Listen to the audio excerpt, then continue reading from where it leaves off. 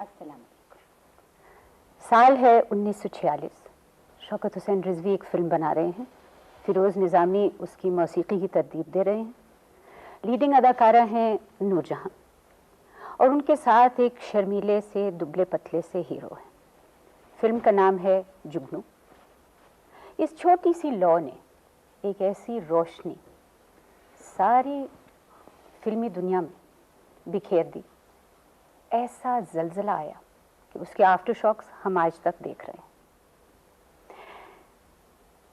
आज सितारों भरी शब, वेव्स की सितारों भरी शब में हम खैर मकदम करते हैं दो ऐसे फनकारों का जिनका नाम ही उनका तारुफ है। सबसे पहले इनसे मिलिए। यूसुफ खान नाम है।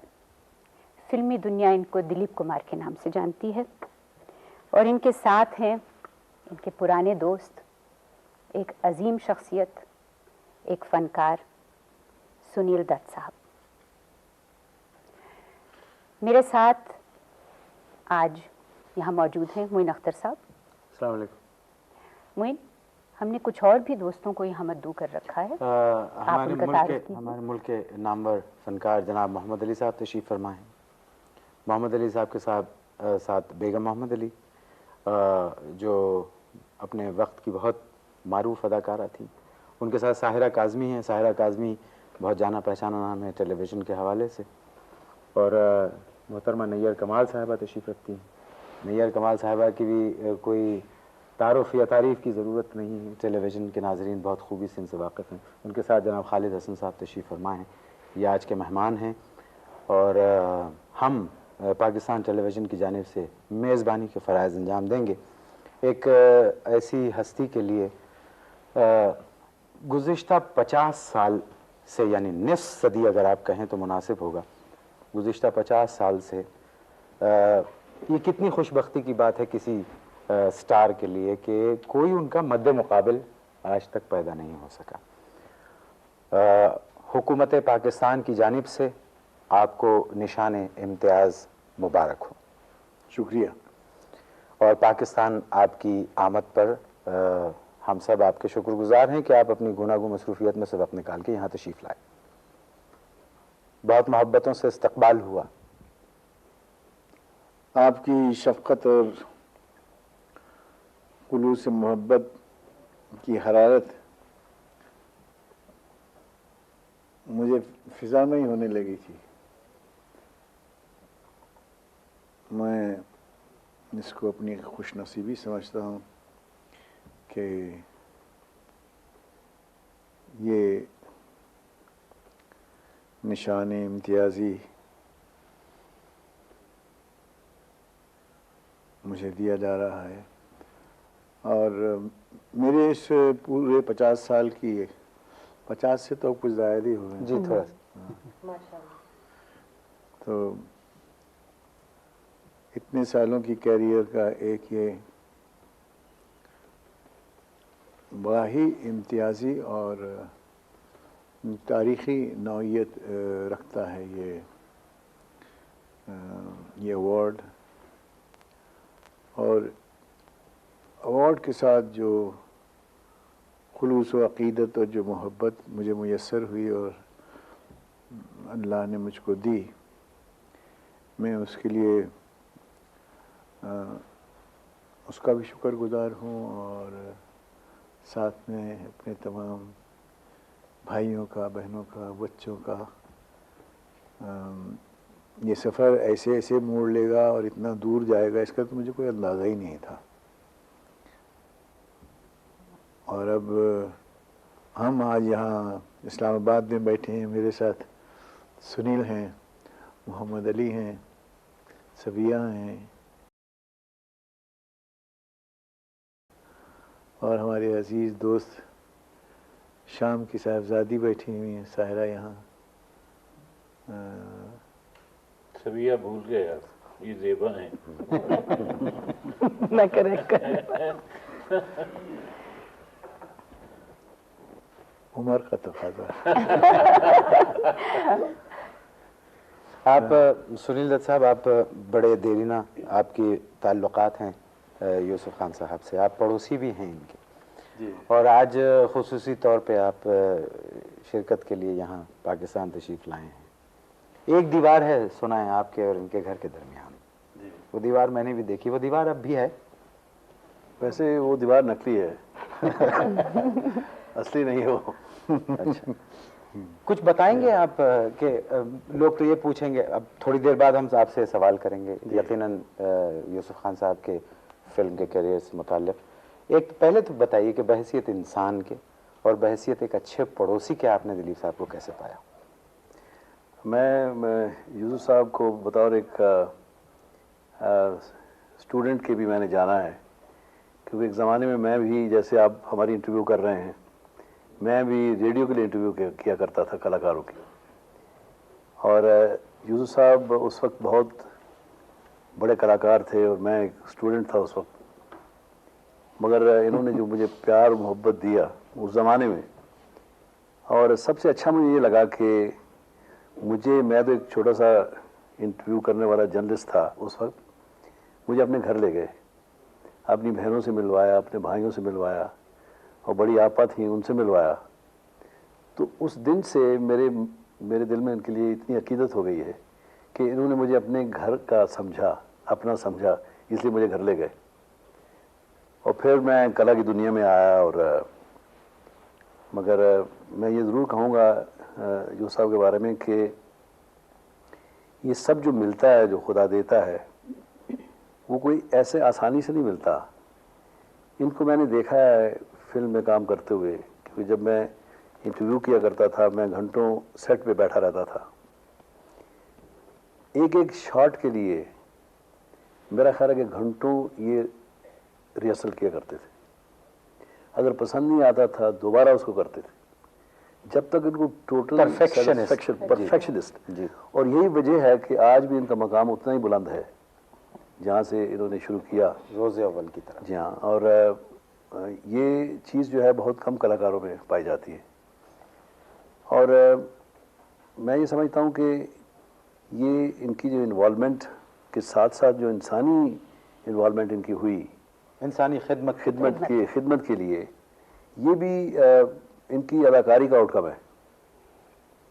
क्योंकि जो फिल्में उन्होंने की हैं उनमें कुछ मैसेज हुआ करते थे, उनमें कुछ कहने की बातें होती थी, यानी कि फन का एक सोशल कॉन्शियसनेस का भी पहलू था। और यही वजह है कि उसका उन फिल्मों में काम करके इनके ऊपर भी उसका बहुत असर हुआ।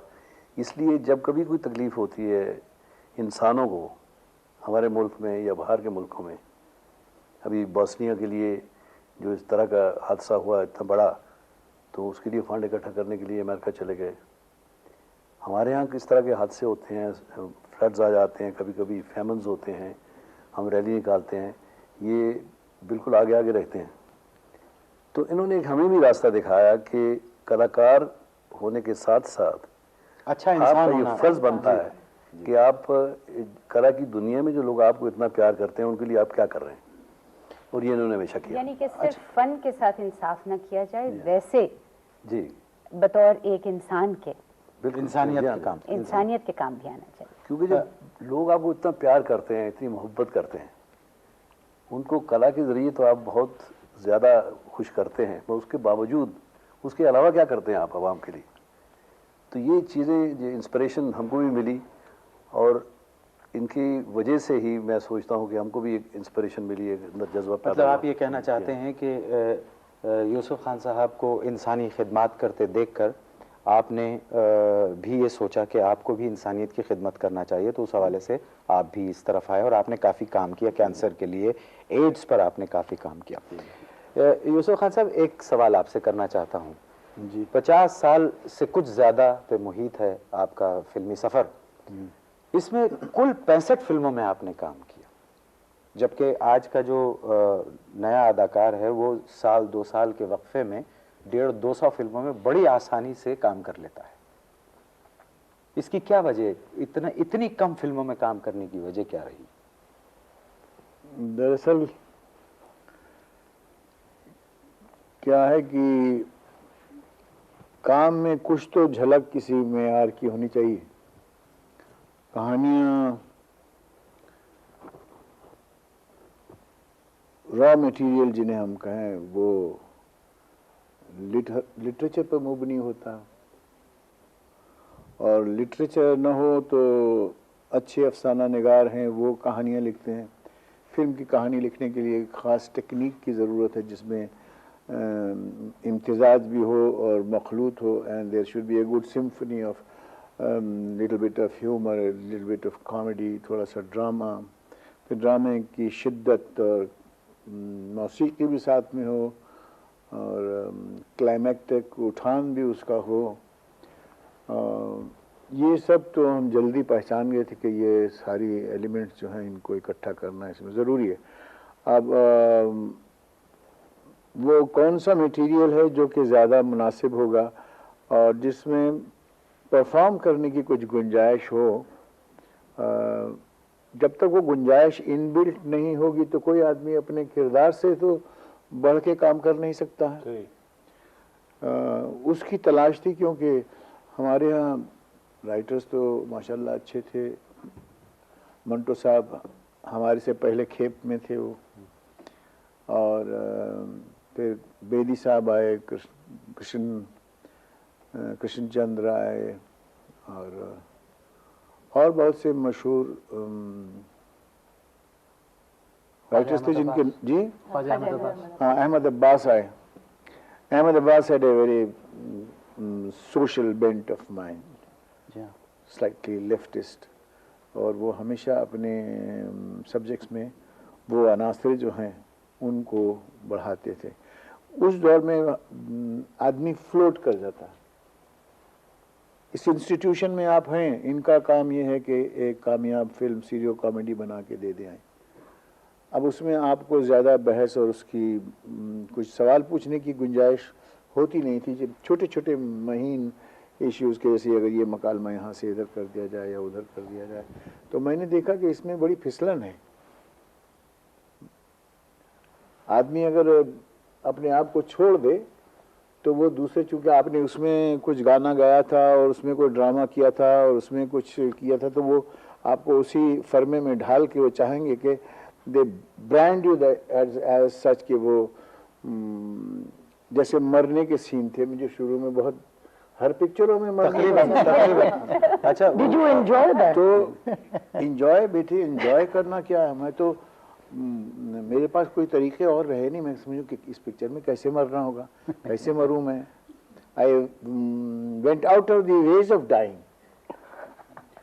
तो फिर और खुद ये महसूस होता था कि मैं खुद भी, मेरी ज़िंदगी भी ऐसी ही है कुछ, क्या सफ़र सफ़र सफ़र और सफ़र करते करते एकदम खत्म हो जाएगा। और यही वजह है कि आपने उस जमूत को तोड़ा। राम श्याम, शबनम, सगीना महातो, ऐसी फिल्में की जिसमें आपने ह्यूमरस रोल्स किए। उस फर्मे से निकलने के, बाहर निकलने की एक जतन था कि ये जो एक दफ़ा ब्रांड कर दिया जाए आदमी, तो कई आर्टिस्ट हैं कि अगर वो ब्रांड हो गए तो फिर उसमें से निकल नहीं सकते। नहीं, राज कपूर आपको पता नहीं कि कितना अच्छा ड्रामेटिक आर्टिस्ट थे वो, लेकिन एक दफ़ा वो उस फर्मे में ढल गए तो लोग उनसे वही तवक्को करते थे। कई दफ़ा उन्होंने कोशिश की कि कुछ अच्छी ड्रामाई फिल्में भी करें, लेकिन वो उतनी कामयाब नहीं हुई। और every time you take a change from one road, if you go to another one you are taking a risk. आप एक ख़तरा मोल ले रहे हैं। ये तो आपने बहुत बड़ा ख़तरा मोल लिया था कि एक संजीदा इंसान और एक रोमानवी हीरो अचानक ह्यूमरस रोल्स करने लगे, तो ये बजाते खुद एक बहुत बड़ा रिस्क था। तो ये आपके अंदर के संजीदा इंसान ने इन रोल्स को कबूल कैसे किया? एक्टर अच्छे हैं ना, I think he is a great actor. नहीं, लेकिन एकदम से संजीदा रोल करते करते एकदम से रामश्याम और इस तरह की फिल्मों में रोल करते करते ये लेवल न लगा देना कि ये संजीदा ही रोल कर सकते। एग्जैक्टली। आप कम से कम ये भी देखें कि अगर आर्टिस्ट जो है वो परफॉर्म करना जानता है, तो वो जहाँ ट्रेजेडी परफॉर्म कर रहा है वहाँ परफॉर्म करने में उसकी एक लगन है, उसकी एक तवज्जो है। तो वो कॉमेडी की तरफ आएगा तो उसी लगन और तवज्जो से आएगा, समझो, और उसके अंदर कोशिश करेगा कि मैं जैसे ट्रेजेडी में कामयाब हूँ ऐसी कॉमेडी में कामयाब हूँ। आपको दिए जाते हैं, अगर कोई दूसरा अदाकार उसे परफॉर्म करे तो वो उस तरह से नहीं करेगा जिस तरह आप करते हैं, आप उसे घुमा घुमा के करते हैं। तो ये इन रोल्स को स्टडी करते हैं आप बाकायदा? पता नहीं, अब आप घुमा घुमा मैं भी जी थैंक यू। अगर आप इजाजत दें मोइन अख्तर, आप ही की आप जरा क्लियरली मैं बताता हूँ। Thank you so much. मैंने एक दफा घुमा घुमा का क्या, मैं वही बताया, थैंक यू। मैंने एक दफा आपसे किसी जगह सवाल किया था तो आपने यही जवाब दिया था मुझे कि सीधे साधे रोल को घुमा घुमा के करने की मुझे आदत पड़ गई है। शायद हम हवाई जहाज में थे उस वक्त, ऊंचाई पे थे। अच्छा, एक सवाल का जवाब, क्या फिल्म से माशरे को रिफाइन करने का काम लिया जा सकता है? ये तो बड़ी गंभीर किस्म के सवाल आप हाँ, ठहर जाइए, पहले हम उनसे कुछ उनकी पुरानी फिल्मों के बारे में थोड़ी सी गुफ्तगू कर लें। आपने अभी राज कपूर साहब का जिक्र किया जी। पहली और आखिरी फिल्म जो आप दोनों ने इकट्ठे बनाई जी, अंदाज, जी अंदाज, और उस फिल्म से एक इनकलाब आ गया, क्योंकि ये पहली फिल्म थी सिनेमा की जिसमें इस किस्म की एक ट्रायंगुलर रिलेशनशिप एक्सप्लोर की गई। उसके बाद आप दोनों ने अपने अपने मुख्तलिफ किस्म के रास्ते इख्तियार कर लिए। आप संजीदगी की तरफ, रूमानी एस्पेक्ट जिसकी आप बात कर रहे थे, राज कपूर साहब ने अपना एक और ही मैनरिज्म अपनाया उसमें। उसके बारे में कुछ बताएंगे हमें? उस रोल को कैसे तख्लीक किया आपने? सुना है दोनों रोल आपको ऑफर हुए थे?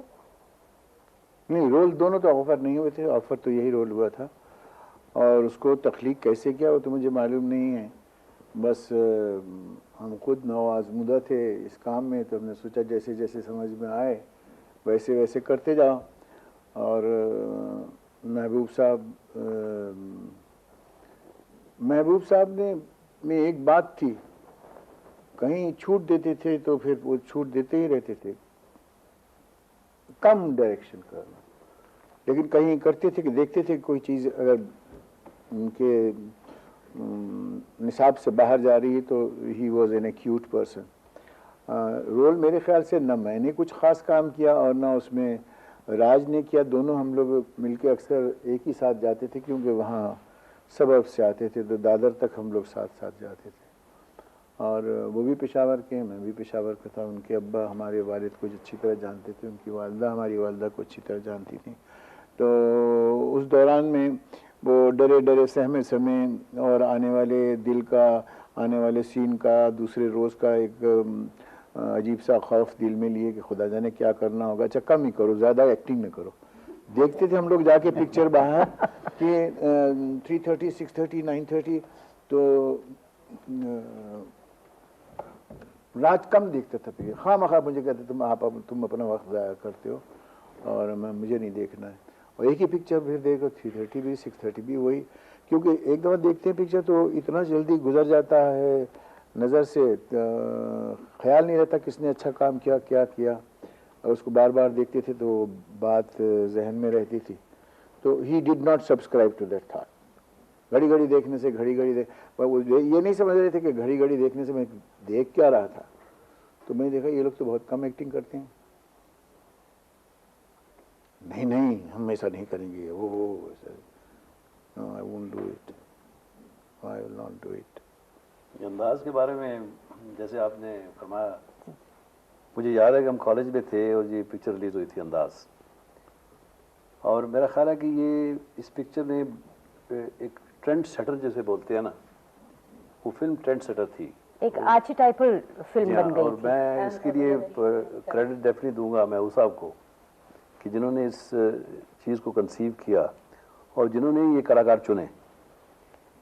और आप यकीन जानिएगा कि हमारे कॉलेज में, हमारी कैंटीन में स्टूडेंट्स में डिबेट होते थे कि दिलीप साहब ने अच्छा काम किया है या राज साहब ने अच्छा काम किया है।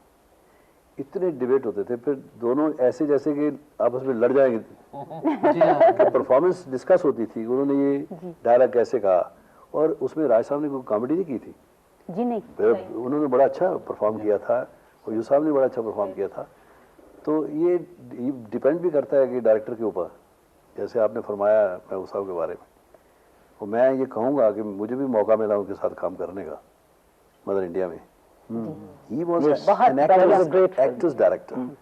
महबूब साहब, मैंने मेरा ख्याल है कि मैंने अपनी प्रोफेशन में जितना काम किया है, मुझे उनसे बेहतरीन डायरेक्टर जो एक्टर्स डायरेक्टर हो वो मुझे नजर नहीं आया। यानी कि आपका काम निखारते थे। बिला शुबा। सुनील साहब, I'd just like to ask a question, sorry for interrupting Ali साहब, कि मैं डायरेक्ट भी करती हूँ, हमारे खिलाफ एक्टर्स बहुत हो जाते हैं कि आप रीटेक क्यों करती हैं। So I'd just like to ask this about महबूब साहब, did he do a lot of retakes? महबूब साहब का क्या था कि मुझे समझ नहीं आई, क्योंकि वो एक जादूगर थे। वो जैसे किसी के ऊपर जादू कर देते हैं कलाकार को, और हम देखते रहते थे, क्योंकि मदर इंडिया जो सामने तो हम सेट पे नहीं थे जब ये पिक्चर बनी, मगर जैसे छोटा बिरजू मदर इंडिया में जिसने काम किया, तो वो बिरजू के साथ भी बिरजू बने हुए हैं। कन्हैया लाल ने जो काम किया था वो भी कन्हैया लाल की मिसेस दत्त को जो बताते थे वो भी बताते थे, और हम बैठ के सोचते थे कि देखिए जो महबूब साहब बता रहे हैं उसका 50% भी कोई कर लेगा तो he will definitely score in the film. ऐसा वो समझाते थे। ग्रेट वर्सिटैलिटी बहुत थी उनमें। मैं दीदार में काम कर रहा था तो उन्होंने कहा कि दीदार में नितिना ने कहा कि अंधा बनना है लेकिन आँख खोल के अंधे का काम करना पड़ेगा। तो ये अचानक बात मुश्किल हो गई। आँख खोलते हैं तो सब दिख रहा है। अब मैं बड़ा परेशान कि ये दिख रहा है तो मैं कैसे अंधे का काम करूँ। चेहरे लोगों के कोई इधर देखता है, कोई लोगों की नज़र भी जो होती है उसमें भी कुछ ना कुछ बात होती है, इंसान पर कुछ ना कुछ असर करती है। तो मैं उस हिसाब से अक्सर मैं जाता था, शाम को मैं गया तो कहने लगे कि तुम वो सेंट्रल सिनेमा के सेंट्रल स्टेशन पर के नीचे जो सिनेमा है उसके पास आगे एक अंधा बैठता है और वो पार्ट टाइम भीख मांगता है। मैंने कहा जी पार्ट टाइम मतलब वो शाम के टाइम में भीख मांगता है, उसके बाद चला जाता है वहाँ से। तुम जाके उसको जरा देखो, वो तुमको पता चलेगा। तो मैं साहब गया गाड़ी में वहाँ और इधर से आहिस्ता से होके जाऊँ, उसको देखता देखता फिर उधर से आहिस्ता आहिस्ता जाऊँ। तो मैंने उसमें अजीब बात देखी, वो अक्सर अरे भाई क्या बोल रहे हो, जाओ जाओ ना। हाँ भाई साहब क्या है, मोहम्मद अली साहब बड़ी खुशी हुई आपको देख के, अच्छे तो हो आप। ये तो मैंने कहा साहब वो तो ऐसे ही अजीब तरह से करता काम, किधर खास देखता ही नहीं है। आपसे बात कर रहा है कि क्यों सुनील दास साहब। मैंने उसका परफॉर्मेंस किया तो महबूब साहब खुद उसको देखने गए। फिर मुझे बैठ के क्लोजअप में बताते हैं कि देखो ऐसे काम करो कि अगर इधर सुनील दत्त बैठे हुए हैं, इधर बैठे हुए हैं तो आप उनसे बात करो तो कहा कि सुनील भैया देखो हमारी बात सुन लो, ये बहुत डेंजर का मामला है, इसके अंदर ना बहुत से ऐसे लिखे, तुम सुन रहे हो कि नहीं। तो इस तरह से कुछ क्लोजअप उन्होंने मुझे करके भी बताए।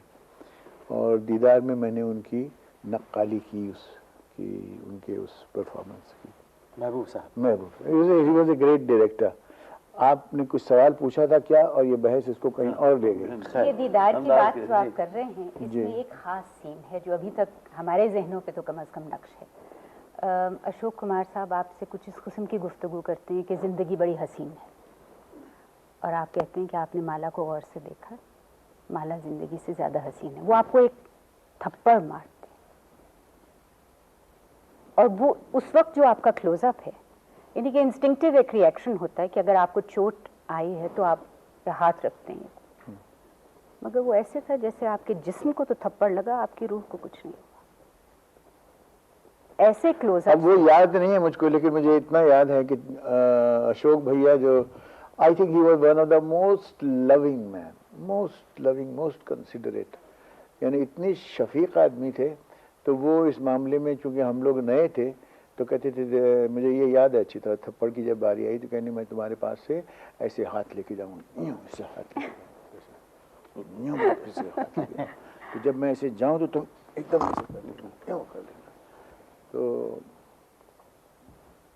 आई you to take it very seriously. तो उन्होंने 2-3 दफ़ा ऐसा, 5-7 दफ़ा ऐसा किया। कभी मैं पहले हट जाऊँ, कभी देर में हटूँ, कभी तो क्या इसका टाइमिंग सिंक करो। फिल्म क्या है, टाइमिंग है, टाइमिंग सिंक। तो आखिर में थप्पड़ मारा ऐसे, तो मैं भी यूँ करके चला गया। वो लगा नहीं था मुझे, लेकिन मैंने उसको पकड़ लिया ऐसे कि जैसे बहुत जोर का लग गया है। लेकिन वो सीन क्या था वो मुझे याद नहीं है, वो क्यों उन्होंने मुझे थप्पड़ मारा, ये आपने डायलॉग बताया। तो ये अगर डायलॉग बताया और नरगिस की तारीफ की तो ये तो बेअदबी थी, क्योंकि मेरे ख्याल से नरगिस जी का और उनका जी उनका ब्याह हो चुका था। अच्छा जी ये फिल्म की कहानी I forgot me too. Yusuf Khan साहब, आपकी एक बात लोगों ने बहुत नोट की है, वो ये कि आपने पूरे करियर में आधी आस्तीन की शर्ट नहीं पहनी। देखो अभी बता देता हूँ, इतने गहरे बाल हैं मेरे, इतने बाल हैं कि वो पानी इधर से आता है, कभी स्विमिंग पूल में जाता तो इधर हो जाते हैं, फिर वो तो मानो इधर कंघी करके किसी ने इधर कर दिया, तो मैं बड़ा सेल्फ कॉन्शियस हो जाता हूँ इस मामले में। वो ज़माना कुछ और था, आज ज़माना कुछ और है। अनिल कपूर तो पूरी बॉडी दिखाता है अपनी। जी बिल्कुल दुरुस्त कहा आपने। उस ज़माने की फिल्में अलग थी। आज के दौर के फनकार जो हैं, कल भी मैंने कहा था, आज के दौर के फनकार जो हैं उनका तसव्वुर अपनी तख्लीक का कुछ और है, और ये तसव्वुर जो लोग आपके सामने बैठे हुए हैं इनकी तख्लीक का तसव्वुर ऐसा ही था कि जैसे एक मंबा है जिसने आने वाली नस्लों को ट्रेन करना है। और यूसुफ साहब ऐसी शख्सियत हैं, सुनील साहब ऐसी शख्सियत हैं, they are the doorway for the new people to come into the industry. मेरे ख्याल से दिलीप साहब की जो जवानी की फिल्में हैं वो उन फिल्मों के अंदर जो लोग देखा करते थे वो देखकर मैं भी देखता था, और मुझे हर शख्स चाहे उसके बाल हो या ना हो सर के ऊपर वो दिलीप कुमार ही लगता था। वो तो आप तो ये देखो ना, ये जस्टिफिकेशन ऐसी है कि एक इंसान अपनी परफॉर्मेंस से इस कदर मुतासिर करता है कि देखने वाला जो है उस शख्स की पैरवी करने पर मजबूर हो जाता है। मुझे अच्छी तरह याद और है। बहुत से अदाकार ऐसे हैं इंडिया में और पाकिस्तान में जो दिलीप साहब की परफॉर्मेंस देखकर और दिलीप साहब को देखकर अदाकार बने। दुरुस्त। कॉलेज के ज़माने से मुझे याद है जी, जिस लड़के को बाकायदा डांटना होता था उसको हम यही कहा करते थे, तुम समझते क्या हो अपने आप को, बड़े दिलीप कुमार बने फिरते हो। बिल्कुल। अच्छा, जब बात अभी मोहम्मद अली साहब ने कहा कि हर नौजवान उस वक्त का दिलीप कुमार एक ट्रेंड सेट हो गया था कि जी बाल वैसे बना। हाँ बिल्कुल, मतलब अब तो इंस्टीट्यूट की हैसियत हो गई है आपकी। भाई तो जब फिल्म आन बनी थी ना जी पाकिस्तान में, जब रिलीज हुई तो मस्जिदों के अंदर मौलवी कहते थे ये कमबख्त नमाजी कहाँ है, आन देखने चले गए होंगे दिलीप कुमार को। ये बाकायदा मैंने सुना है अपने कानों से। अच्छा, मैं उसी बात को आगे बढ़ाता हूँ कि अली साहब ने कहा कि लोगों ने देख देख के आपको सीखा, तो कभी आपने ये नहीं सोचा कि कोई एक एकेडमी कायम की जाए जिसमें बाकायदा लोगों को सिखाया जाए? ये फन आपने अपने तक ही क्यों महदूद रखा? ये जब बातें आप सब कर रहे हैं मेरे बारे में ना, तो मुझे ऐसे महसूस होता है कि किसी और के बारे में। कहाँ से एकेडमी, खुद ही नहीं आता था, सोचते थे कि किस तरह से, किस जतन से इस पर उबूर पाएं। और आज तक अगर सच पूछे तो आज तक वो confidence of living a character मुयस्सर नहीं हुआ। हमेशा ये ख्याल होता है कि हाँ इससे बेटर हो सकता था, लेकिन अच्छी बात क्या होती है कि जो देखने वाले होते हैं उनको क्या मालूम है कि उससे बेटर क्या होता, वो तो वही देखते हैं जो है, जो हम करना चाहते थे उनको तो उनके आगे नहीं होता। तो ये एक तरह से हमारी खुशनसीबी है और ये भरम है, चलता जा रहा है। आपने माफ़ी चाहती हूँ जी। यूसुफ साहब, हम अब हमारी ज़िंदगी में जितने भी फनकार आए हैं, आप जैसे कदावर फनकार, हमारे यहाँ नूरजहाँ हैं, हम कहते हैं कि लता मंगेशकर, दिलीप कुमार, रफ़ी या मुकेश दोबारा नहीं हो सकते, और पता नहीं सदियों में भी पैदा होंगे या नहीं होंगे। तो उनके फ़न को महफूज रखने का तो एक है तरीक़ा कि उनकी आवाज़ें महफूज रखी जाएं। आप अपनी ज़ात में माशाल्लाह खुद एक इंस्टीट्यूशन है, तो इसे हिंदुस्तान में आपके फ़न को एज ए रिकॉर्ड या उसको हिस्ट्री का एक हिस्सा समझते हुए? रखने के लिए कोई ऐसी तरकीब कोई सोची गई है, कोई लाइब्रेरी, कोई आर्काइव्स हमारी हैं पूना में, आपके इंडियन फिल्म इंस्टीट्यूट में। लेकिन जहाँ तक ये इंडस्ट्री का सवाल है और मोशन पिक्चर मेकिंग, इसको 50 साल हुए। 50 साल एक कौम की तारीख में कोई ज़्यादा अरसा नहीं होता। मेरे ख्याल से ये फिल्म की का एक इब्तिदाई दौर है और इसमें और बड़े बड़े एक्सपेरिमेंट्स आएंगे। बहुत एक रियलिस्टिक स्कूल जैसे मैं देख रहा हूँ बॉम्बे में वो इमर्ज कर रहा है। कल अली जिक्र कर रहे थे कि सिवाय रक्स और डांस के और इसके कुछ दिखाई नहीं देता उनको, और वो बात सही भी है क्योंकि मैंने भी अक्सर देखा तो वही दिखा। लेकिन कुछ फिल्म्स ऐसे हैं जिनसे कि एक बड़ी उम्मीद अफ़ज़ा तवक्को इंसान के दिल में पैदा होती है। I think this medium will develop, greater people will come, many more Dilip Kumar. लेकिन ये जो पायनियर्स हैं जैसे महबूब साहब हैं या और कुछ लोग हैं, उनमें चाहे किनकी भी किसी की भी गिनती कर ले, लेकिन ये इब्तिदा है मेरे ख्याल से। ये बजाते खुद कोई इंतहा नहीं है।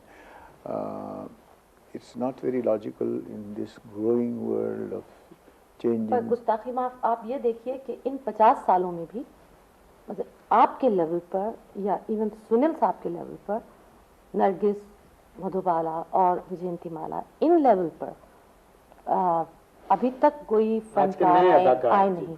It's more machine. ये बड़ा pertinent point, machine and less human, you know, effort. This machine, it's वो जो conflict जो मीना ने या मधुबाला ने या और नरगिस जी को यानी अदा करने का मौका मिला, it came out of the substance, raw material, कहानी और कहानी की तहरीर।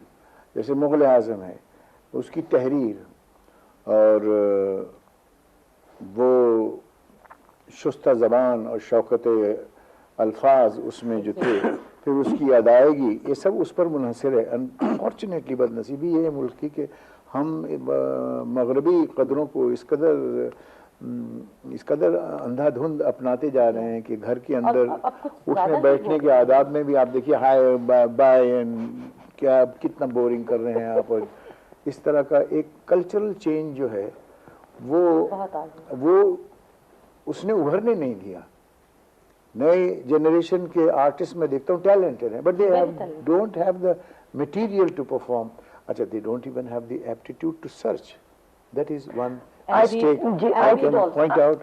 Yes, I think that's one of the main things. They don't read. He does not search, and search किस चीज़ की जो उसमें नहीं है या उसके आसपास नहीं है, उसमें एक इनकिसारी नहीं है। थोड़ा सा जान के आदमी समझ लेते हैं हमको सब कुछ आ गया है।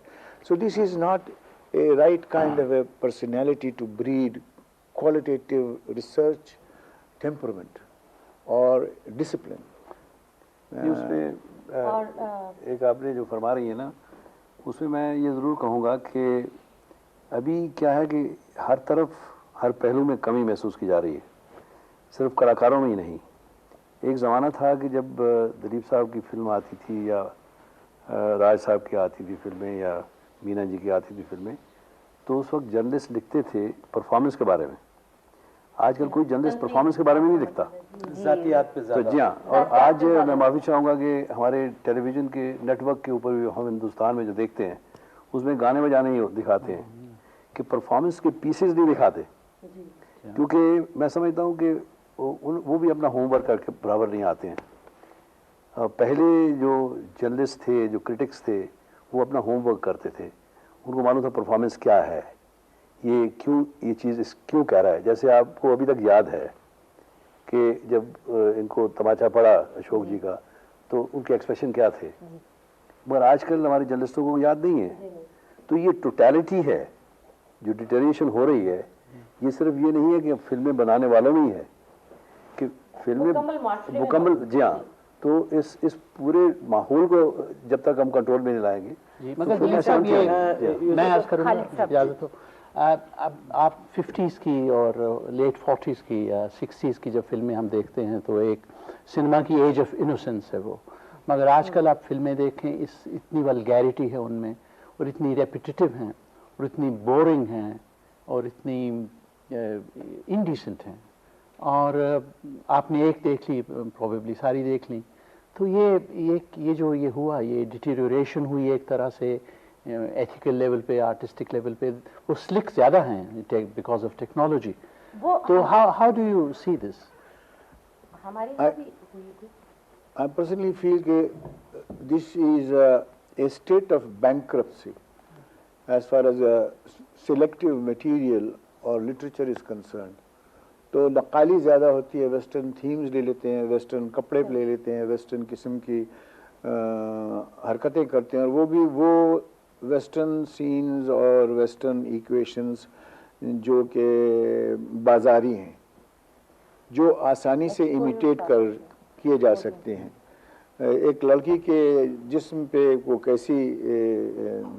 कैसा लिबास हो वो तो कटर बना के दे देगा, लेकिन कहानी कहाँ से कोई बनाएगा?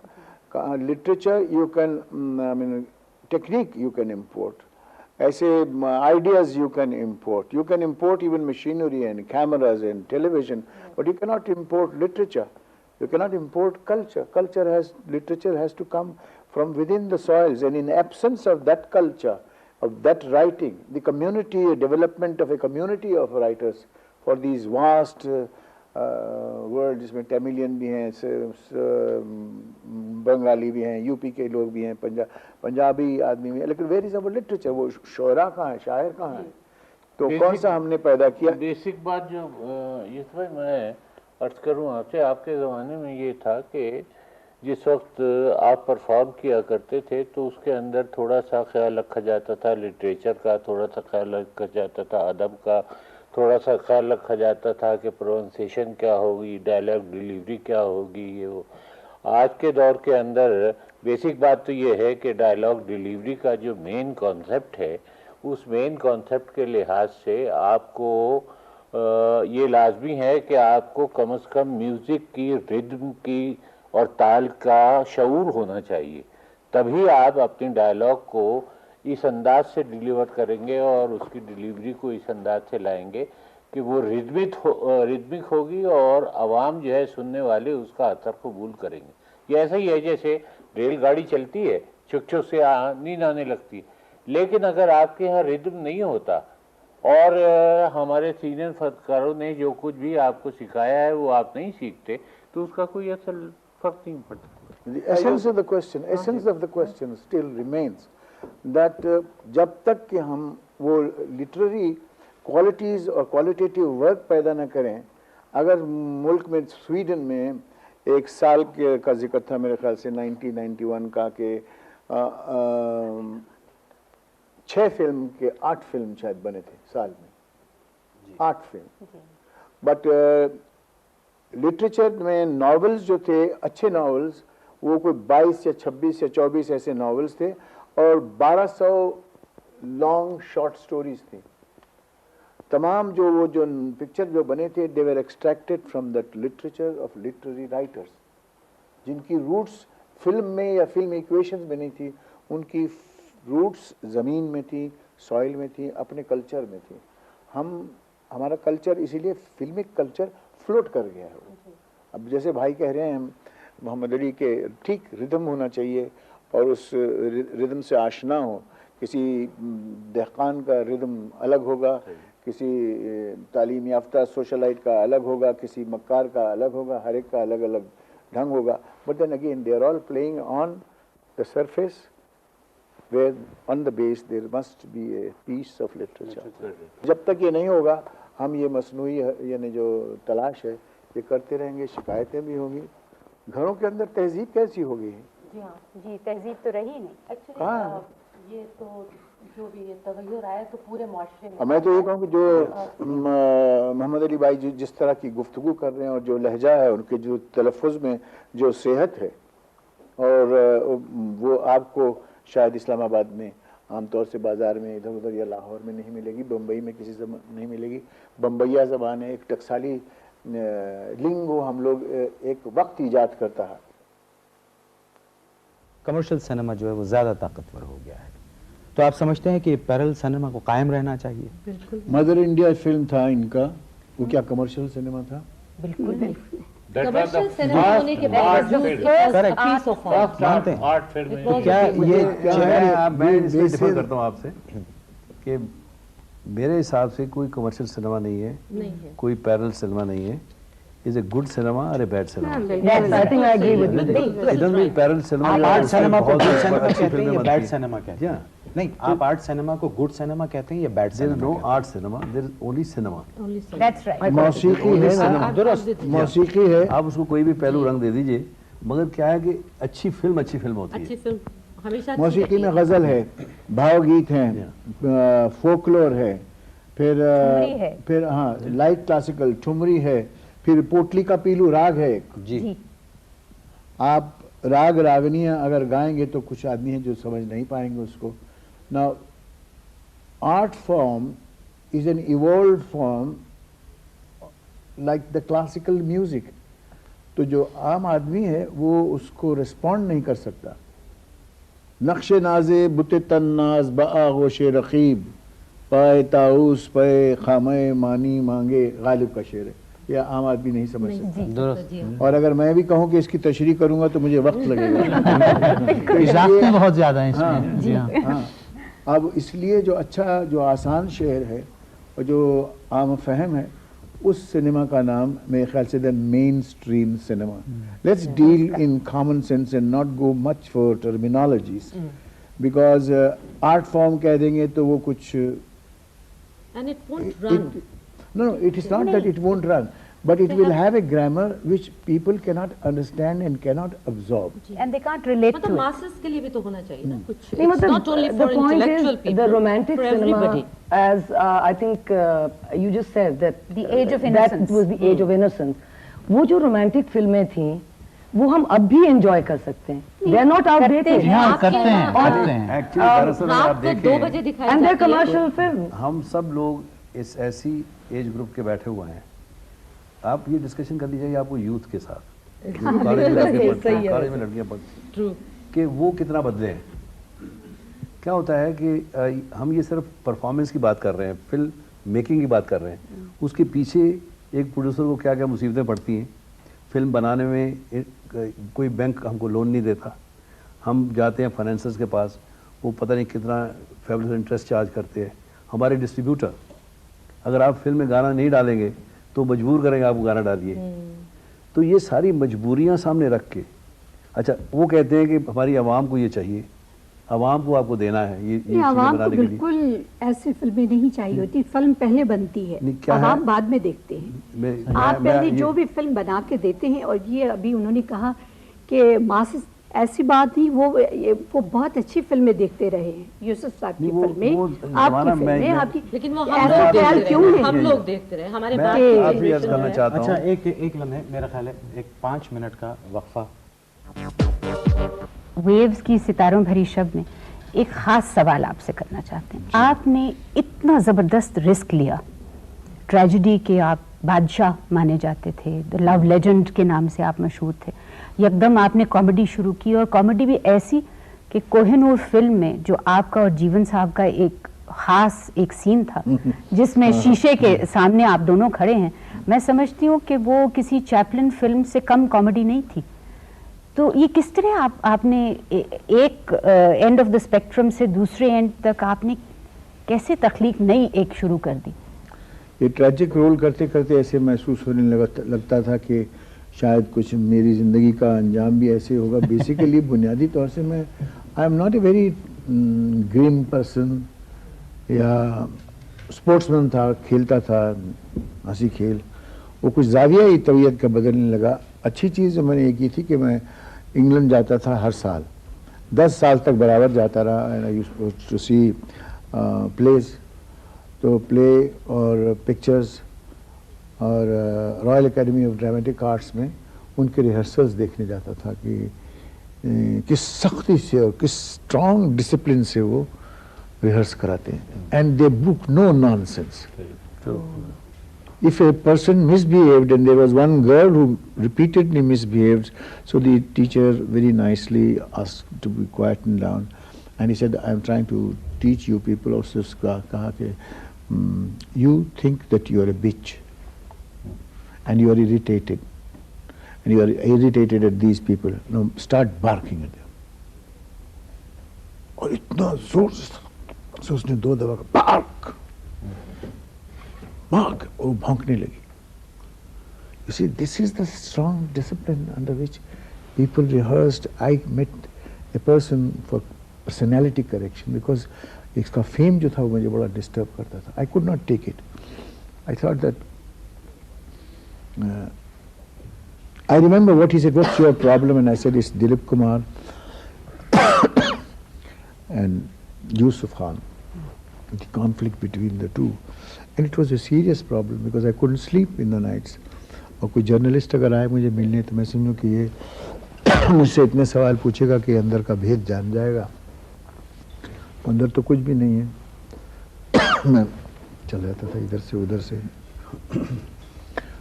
So then he told me that change this tragic, go for comedy.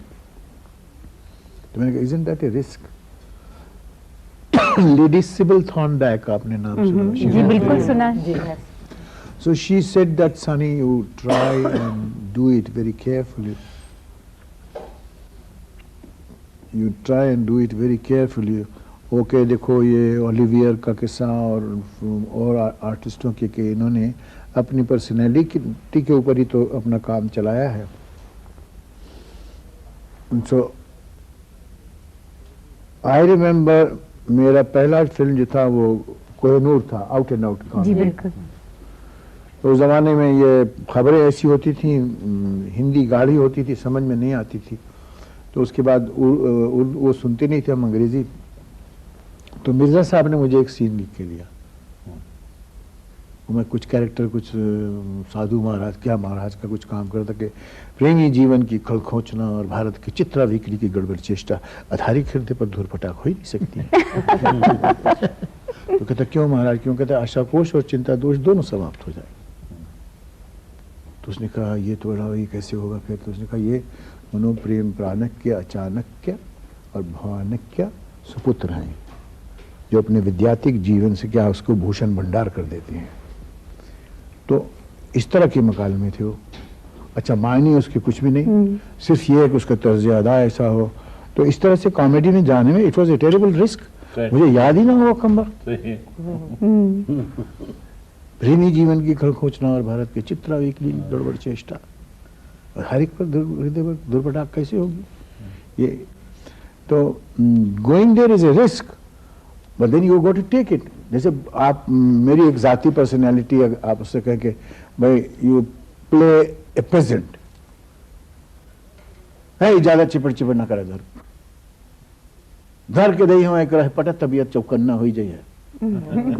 अब ये गंवा रही. तो क्या है कि I have to leave that personality, divorce that personality and adopt a new personality. That's why I said कि when we take such a assignment, it's taking a risk. कितने दिन तक अली मुझे समझ में नहीं आया कि ये शहजादा, मुगल शहजादा कैसे चलता होगा. मैं हॉस्टाइल था शहजादों के और बादशाहों के. तो कैसा होगा ये, किस तरह से. और एक ज़रा बख्तर बना दिया उन्होंने मुझे, 90 पाउंड उसका वजन. यानी अगर आगे चलूं तो मैं रुक ही नहीं सकता क्योंकि वो पीछे से उसका ज़रा बख्तर लगे, फिर मैं आगे चला जाऊं. फिर मैं अभी रुकना यहाँ है तो जाके वहाँ रुकते थे. मैंने कहा साहब ये तो बहुत मुश्किल काम है. तो मैंने खेमा बनवाया था. उस खेमे में वो ज़रा बख्तर उन्होंने खैर लाइट किया, वो कोई 50 पाउंड्स की बनी आखिर, बाद में और भी हल्की हुई. तो जैसे सब्र मैं करूं जिसकी दुनिया वीरान कर दी गई, और सब्र वो न करे जिनके सिर्फ शौक के बाद शाहत को ठेस लगी. दुर्जन सिंह, ये तुम्हारे बाद क्या शहनशाह की बादशाही नहीं, खुदाई है कि वो दिनों पर भी पहरा लगा देना चाहते हैं. तो अब ये तम तराक लफ्ज़ में और उस तरह की गुफ्तगू. तो दिलीप कुमार तो बेचारा कहीं पर से दबक के डर के बैठा रहता, और वो हम अदाकारी उसके लिए करते रहते कि करो कुछ ना कुछ करो तो कुछ ना कुछ बात तो बने. I found the change very very tough going. और ह्यूमर तो ज़रा इजी होता जी. ह्यूमर थोड़ा हमारी सबकी तबीयत में है. आपकी तबीयत में है. अरे कितना अफसोस है, इनको नजर ही नहीं नहीं, नजर तो आ रहा है. I would love to know more about that because I'm just talking as somebody who's always known Dilip Kumar as the great tragedian, as the great romantic hero.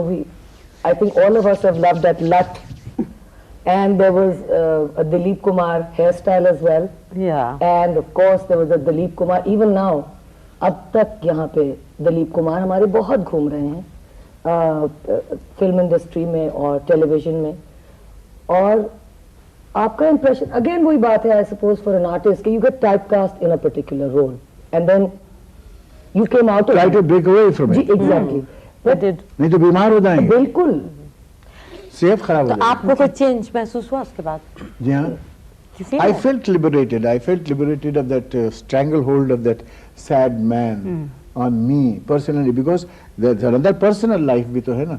तो उसके अंदर में उससे निजात मिली. और कॉमेडी में क्या होता है, दिन भर जाइए राम और शाम कीजिए या कोई लीडर पिक्चर कीजिए, हंसते खेलते सारा दिन भी गुजर जाता है, काम भी हो जाता है. लेकिन जी कॉमिक टाइमिंग ज्यादा मुश्किल नहीं है? बहुत. मेरे नजदीक comic timing is very difficult. चीज मुश्किल नहीं है बेटे, सारी काम भी सारी बातें मुश्किल है. वो ट्रेजेडी कीजिए तो वो भी कोई आसान थोड़ी है. बाज़ दफा गलत पास अगर आ गया तो गया सारा. बात खत्म हो गई. अच्छा, आप फिल्म भी तो डायरेक्ट कर रहे हैं, कलिंगा. हाँ, ये पहली फिल्म होगी आपके करियर की बहैसियत अनाउंस्ड डायरेक्टर के. आपने मुझसे वादा किया था कि आप इस किस्म की सारी बातें मुझसे दरिया पूछेंगे नहीं, और मैंने कहा था आपसे कि जब आप पूछेंगे तो मैं कह दूंगा कि ये नामुकम्मल अफसाने हैं. तो ये कंप्लीट नहीं होगी ये फिल्म? ये आपने क्यों कहा? मैंने तो नहीं कहा. अभी आपने नामुकम्मल अफसाना. नामुकम्मल अफसाना है तो मतलब ये थोड़ी कि अफसाना मुकम्मल नहीं होता. तो ये कब तक कंप्लीट हो जाएगी? नहीं, एक बात और भी सुनी गई है. आपने गोल कर दिया मेरे सवाल का जवाब. मोइन, एक बात और भी सुनी गई है. मैं इसी के मुताबिक है. मैं एक बात कहता हूं कि बहुत सारी फिल्मों में आपका सब में दखल होता है. कहानी में आपका दखल होता है, डायरेक्शन में आपका दखल होता है, मकालमों में आपका दखल होता है, म्यूजिक में, कास्टिंग में, सब चीजों में आपका दखल होता है. कहाँ से सुनी बातें आप? नहीं, ये सब ये सारा मवाद जो इकट्ठा करके लाए हैं ये तो अखबार नवीसों की सितम ज़रीफी है. कौन आदमी है बताइए मुझे, महबूब साहब की फिल्म में मैं कोई दखल कर दे सकता हूँ भाई? नहीं, सिर्फ महबूब रॉय की फिल्म में दे सकता हूँ. आपने महबूब साहब के अलावा भी तो बहुत सारे लोग चोपड़ा साहब की फिल्म में या नहीं करते हैं, वो खुद बुलाते हैं. महबूब साहब डिस्कशन शुरू नहीं करते थे जब तक मैं न हूँ. बिमल्ला इंतजार करते थे. You have to participate, but you have to participate without carrying that crown of ego and that so that you can take no for an answer. आपको अगर कोई कहे कि दिलीप साहब ये तो बहुत ही अच्छा मशवरा नहीं है, इसमें बात जमी नहीं, तो उसके भी आदाब हैं. और इस फोरम पे बैठने के, डिस्कशन के, उसके भी आदाब है. you should be able to take no for an answer. उन्होंने कहा, सबने कहा अच्छा इतना लगा नहीं, ठीक है, ज़्यादा बहस मत करो, क्योंकि we are all trying to make a better film. उसमें मैं ये नहीं चाहता कि मेरा ही कैरेक्टर ऐसा अच्छा हो. मैं समझता हूँ कि अगर अली का कैरेक्टर तो मैं कैसे वो सेहतमंद कॉन्फ्लिक्ट कैसे बनेगी. It's everywhere a team work. Ashok भैया से मैंने एक दफ़ा दीदार में कहा था कि अशोक भैया मुझे लगता है कि ये आपके सीन्स के साथ तवज्जो नहीं दे रहे हैं और आप इनसे कहिए. मैं उनसे भी कहता था कि नौशाद साहब से और आज़म बाजियतपुरी साहब से या नितिन बोस बाबू से कि we are neglecting this character. उसकी अथॉरिटी उतनी नहीं आ रही है. तो मैंने परेशान आके उनसे कहा, लेकिन मैंने कहा मेरा नाम मत लीजिएगा, क्योंकि मैं आगे अपने ही सीनों के लिए लड़ता झगड़ता हूँ. और तो अशोक भैया ने क्या किया, जब बैठे सब, भाई सुन लो मेरी बात, मैंने जो कहना, तुम लोग मेरे सीन्स की तरफ कोई ध्यान दे ही नहीं रहे हो और ये तो सीन खराब हो जाएंगे. तो उन्होंने कहा कि ये आपको किसने कहा? आपने कहना यूसुफ ने कहा मुझको. और मुझसे वादा कर चुके थे वो कि नहीं बताएंगे. वहाँ कहने बताया, क्यों यूसुफ तुमने कहा कि नहीं कहा? मैंने कहा जी हाँ मैंने कहा था, लेकिन मैंने आपसे ये भी तो कहा था कि इनको ये मत बताइएगा. तो मैंने आपसे कहा है. और बाद में नौशाद साहब कहने के आगे कुछ मुसीबत कम है जो आप ये और इधर भी यानी चिंगारी छोड़ रहे हैं. तो ऐसा होता है, and this is a part of the game. कोई म्यूजिक ट्यून है, ये लड़का किसके लिए किरदार कैसा लेंगे आप? क्योंकि वो किरदार अगर अली काम कर रहे हैं तो उसके सामने वो बराबर ले और उसको भी कुछ मौका दें, ताकि अगर वो दिलीप कुमार के खिलाफ काम कर रहा है और दिलीप कुमार सब पे ही हावी है, तो where is the drama, where is the conflict? The conflict should come up interaction से होती है ना जी। पीरियड। मैंने आपके सवाल का जवाब दे दिया। ठीक है सर, एक सवाल जी, अब मुझे सवाल करना और इजाफा करना चाहता हूँ जी। यही ये राज है कि इन्होंने बहुत कम फिल्में की हैं, और ये राज है कि पिछले 50 साल से अपना मकाम बनाए हुए हैं, क्योंकि कलेक्टिव एफर्ट होती है ये जी। और उसी वजह से अच्छी फिल्म बनती है। तो एक जन कहे, एक इंसान कहे कि मैं अच्छी फिल्म बना रहा हूँ, जब तक टोटलिटी सबकी इन्वॉल्वमेंट नहीं हो और एक इंस्पिरेशन भी मिलती है। हम भी जब फिल्मों में काम करते थे तो हम इंस्पायर करते थे डायरेक्टर को भी, कैमरामैन से भी हम बोलते थे यार देखो लाइटिंग ठीक है कि नहीं है। साउंड रिकॉर्डिस्ट, मुझे याद है कि ईसा भाई आपके साउंड रिकॉर्डिस्ट थे जब आप वो देवदास फिल्म कर रहे थे, जो साहब विमल राय की फिल्म आप कर रहे थे, तो ईसा भाई जो थे वो मेरी भी फिल्म कर रहे थे, तो मुझे किस्से सुनाते थे इनके कि उस ज़माने में क्या था कि ये डबिंग नहीं हुआ करती थी, स्टूडियो में ही जैसे रिकॉर्डिंग है हुई होगी। तो ये देवदास के कैरेक्टर में बड़ा आहिस्ता बोलते थे, धीमे बोलना। जी हाँ। तो वहाँ से साउंड से वहाँ से आवाज़ आती थी। ईसा भाई कह रहे हैं यो साहब वो केबल में ही आवाज़ दब गई है। वो केबल में आवाज़ दब गई, वो केबल में रह गई, यहाँ नहीं पहुँची, वो आवाज़ ही नहीं पहुँची। तो इस तरह की इनकी इन्वॉल्वमेंट जो रही है इनकी फिल्मों में, यही वजह है कि आज भी ये कला की दुनिया में ये जिंदा हैं और आज ये मकाम इनको मिला है, और जो इतना बड़ा एजाज़ आपकी सरकार इनको दे रही है, तो ये इनकी कंट्रीब्यूशन की वजह से, कलेक्टिव कंट्रीब्यूशन की वजह से है। सुनील साहब, आपने बहुत खूब कहा। और रूबन साहब की एक किताब में इनका अपना एक कोट है जिसमें वो कहते हैं कि I have never been insincere to my work and I am still trying to grow. बिल्कुल। तो मैं समझती हूँ कि एक इतने मायनाज कलाकार के लिए इतना ही कह देना कि अभी भी गुंजाइश है पढ़ने की, वो बहुत बड़ी बात है। Room at the top. कभी नहीं कोई इंसान की ग्रोथ जो है वो ऐसा नहीं कि मुकम्मल हो जाता है, नामुमकिन है। और अगर आदमी कोई समझे कि मैं मुकम्मल हो गया हूँ तो वो बरसरे खुद गलत होता है, नादानी की बात है। मैं अगर गलती नहीं कर रही हूँ तो हमारे यहाँ इस वक्त 2 एक्स शेरिफ्स ऑफ बॉम्बे तशरीफ फरमा है। इनके बाद आया मैं जी। तो सवाल हमारा ये है कि आप लोगों की एक मेजर कंट्रीब्यूशन फिल्मी दुनिया की तरफ, एक अच्छे इंसान होने के नाते, एक फिर ये सोशल कॉन्शियसनेस, ये जो रिलेशनशिप है बिटवीन आर्ट एंड लाइफ, ये यूसुफ साहब इसका आपने लिंक कहाँ पाया और कहाँ तक इसको ले जाएंगे? मैं कुछ और ही सोच रहा था बीच में, और मुझे ख्याल आया था कि कह रहे थे कि हल्के फुल्के सवाल कीजिए ताकि कुछ अच्छा चलिए, ये ओहदा क्यों कबूल किया आपने? शेरिफ का ओहदा क्यों कबूल? मैंने कबूल नहीं किया था। मैं ये कह के अपने चीफ मिनिस्टर से, और मुझको बनाया था तो रजनी भाई ने, तो उन्होंने कहा आप तुम शरीफ बनो इस साल, तुम शरीफ। तो शरीफ का काम ये होता है, शरीफ शरीफ तो थे ह्यूमर ही का काम। मैंने कहा जरा मुइन अख्तर भी बैठे हैं। तो उन्होंने कहा कि ये काम करना होगा। मैंने कहा नहीं, मैं नहीं कर सकता हूँ, और मुझे ऐसी किसी की मुसीबत में मत डालिए, क्योंकि उसमें ये Sharif is the first citizen, he represents the whole citizenry. किसी का अगर कोई कॉन्फिस्केट फ्रीडम अगर चला गया, उसको 6 महीने की सज़ा हुई है, तो देखता है कि मेरी एक लीगल रिमेम्बरेंस होती है कि ये सज़ा आइन के मुताबिक दी गई या ये हुआ कि नहीं। अगर इसकी जायदाद जब्त हो रही है तो Sharif is a sort of a nominal position without executive powers. तो जब मुझे मैंने कहा मैं नहीं, और वो प्राइम मिनिस्टर आ रही हैं, फ्रांस के प्रेसिडेंट गिस्कार्ड चले आ रहे, तो आप सुबह 7 बजे 8 बजे प्लेन में हाँ बाकायदा अपना सूट वूट पहन के पहुंच जाइए और खड़े हो जाइए, उनको ग्रीट कीजिए। फिर शाम को उधर रिसेप्शन है, उधर कुछ और है।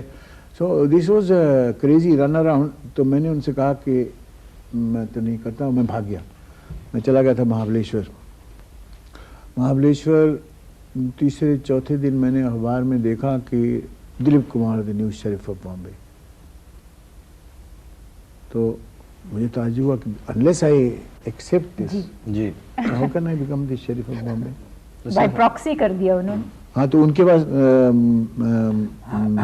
अपने रजनी भाई थे, बहुत ही अजीज और बहुत ही शफीक और वेरी सेक्युलर पर्सन।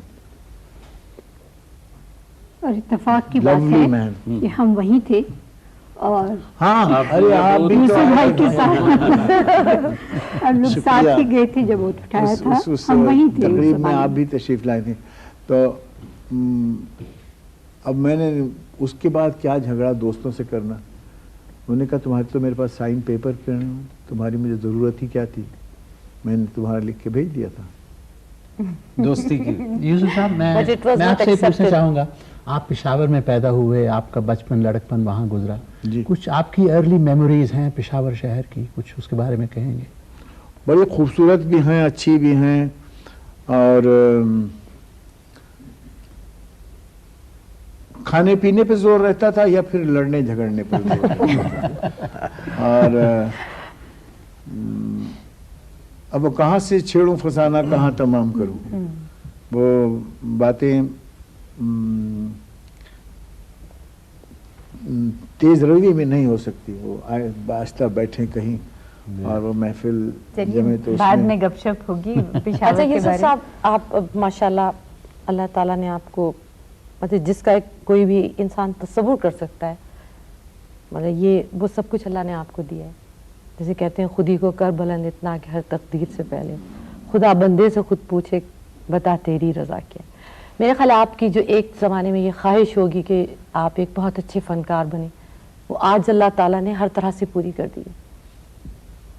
आपको कभी कोई फेयर है ऐसा जो कभी कोई सताता होगा? कहीं अल्लाह ने नवाजा है, उसका करम और उसकी फैयाजी। तो मैं अपने आप को किसी बात का भी अहल नहीं समझता, और खौफ मुझे अपने बारे में तो नहीं है। हाँ, ये ज़रूर रहता कि भाई आगे क्या करना है तो जो होगा कर वैसे ही करते आए, कभी कोई ऐसा मंसूबा नहीं बांधा कि इस तरह से करेंगे, वो यूं करेंगे। जो जैसे जैसे सामने आता गया वो करते चले गए, और ज़िंदगी थी बड़ी अच्छी खूबसूरती से कटी। बड़े अच्छे दोस्त हैं, बड़े अच्छे रफ़ीक हैं, छोटे भाई हैं इन जैसे। बड़ी खूबसूरत बेगम मिली जी, माशाल्लाह। माशाल्लाह, जिनकी आज कमी बड़ी महसूस हो आज रही बहुत कमी महसूस। जी हाँ, उनको तो बड़ा लुत्फ़ आता है इसमें बैठ के बड़ी तरहदार बातें करने में। तो ऐसी कोई हसरत बाकी नहीं है। ये जो निशान मैंने आपसे हसरत नहीं कहा, फियर जी, फियर तो बहुत है। वो अल्लाह का डर लगता है मुझे, और जितनी मैं बातें देखता हूँ सुनता हूँ तो वाकई मुझे ऐसे महसूस होता है कि किसी और की बात है। और क्या तुम रंग वंग लगा के और झूठ वूठ सब बातें करते हैं कि ये माँ है, ये मर गई है और इसका नौहा किया जाए, या ये जुदाई हो रही है। न जुदाई होती है, न माँ बेचारी मरी होती है, तो ललिता पवार लेटी हुई होती हैं, वो भी आंखें बंद करके पानी कहाँ का inspiration. there is a critic sitting inside you, and वो बैठा हुआ पूरा तखमीना बड़ा बराबर बराबर देता जाता है। ये अपने हवास कायम रखो, इसमें बहक नहीं जाओ। अल्लाह का शुक्र है, मैं उसका जितना शुक्र अदा करूं कम है कि उसने जिसे भी ये निशान इम्तियाज़, ये एक संग मील है मेरे कैरियर का। और मैं समझता हूँ कि हुकूमत पाकिस्तान ने ये किसी ख़ास परफॉर्मेंस के लिए नहीं दिया कि इस पिक्चर में काम अच्छा था या उसमें अच्छा था। मजमूई तौर से एक आर्टिस्ट की जद्दोजहद और उसकी ज़ाती नशोनुमा, और फिर उसका काम में कुछ इन्वेस्टमेंट और कुछ उसका इन्वेस्टमेंट सोशल और अखलाकी तहरीकों में, ये सब मिलजुल के एक आर्टिस्ट को आजकल he has to be essentially prove it to the people that he is a part of the society. Otherwise, mostly performers were isolated and were not taken in by the society. ये जो social Tehreek-e जो सुनील करते हैं और जो लोग इनका एहतराम करते हैं जितनी बहुत ज़्यादा यानी तो ये काबिल सताइश इनके अपने काम हैं। हमने भी अपने लिए एक पर्सनल एंकर जिसको कहते हैं ना कि कहीं ठहराव अंदर तबीयत के अंदर ऐसा आए कि जिससे हम समझें कि हम इस माशरे से मुंसलिक हैं और ये हमारे बच्चे हैं। और ये देखिए बहुत ज़्यादा घमंड न कीजिएगा। मैं इसी तरह परेशान था, खुद अपने आप से परेशान। किस लिए परेशान? अपनी शोहरत से परेशान। तो एक बच्चा था, उसकी आधा धड़ कटा हुआ था और वो टोकरी में उसके माँ बाप उसको बिठा देते थे भीख मांगने के लिए और दौड़ता दौड़ता चला आ रहा था। वही उसी महाबलेश्वर की बात करता हूँ। सड़क कोई नहीं, दिलीप कुमार ऐसा करके उसने हाथ बढ़ाया और मुझे हैरत हुई कि मैं परेशान हूँ कि मेरे इस फिल्म का क्या होगा, मतलब कैसे बनेगा, क्या नहीं होगा। और वो बेफिक्र बशाश यूं हंसता हुआ उसने मुझे तो हाथ मिलाने के बाद मैंने कहा कि शर्म आनी चाहिए मुझे। देखो ये कितनी माजूरी और मोहताजी अल्लाह ने इसको दी, लेकिन कितना खुश है। और अपने आप में एक ठहराव पैदा करना वो ज़रूरी है। उसमें ये तहरीकें हमारे साथ आती हैं जिनसे कि कोई एक क्रेडिबिलिटी बनती है।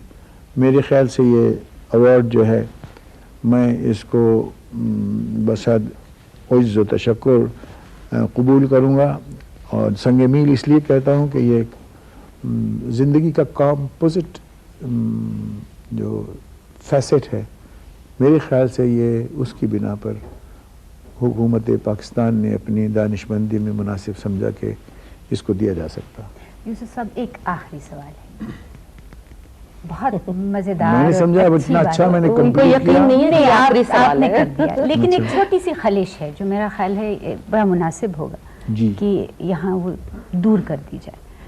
एक कुछ परसेप्शन है, आपने तहरीक की बात की, 1965 में कुछ तहरीकें चली थी जिनके साथ आपको मुंसलिक किया गया था। यहाँ कुछ थोड़ा सा उसके बारे में लोगों को ख्याल था कि शायद ये नामुनासिब था। मुझे अच्छी तरह याद है, मैं उस ज़माने में फिल्म प्रोड्यूसर्स गिल्ड का सदर था और हालांकि यंग था, मेरे से बहुत सीनियर थे, शांताराम जी, महबूब साहब और विजय भट्ट साहब, सोराब मोदी साहब। लेकिन चूंकि मैं समाजी कामों में हिस्सा लेता था, उन्होंने समझा कि शायद इसमें भी मैं ठीक तरह से काम करूँगा। वॉर डिक्लेयर हो गई। अब उसमें हमारा एक तख्लीकी माशरा है और उसका नफ्स जो है, उसका सेंट्रीफ्यूगल पॉइंट पीस है एंड लव।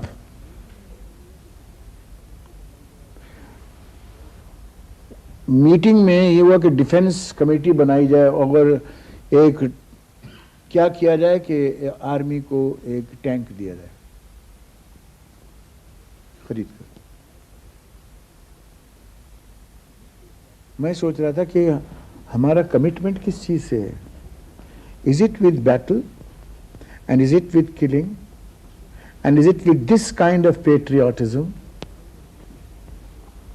इस किस्म की हुब्बुल वतनी है कि हम दोनों भाई एक दूसरे से लड़ें और एक दूसरे का खून बहाएं। मैंने कहा ये मुझे इस राय से इत्तेफाक नहीं है। मेरा ख्याल है कि ये इनएविटेबल चीज़ है।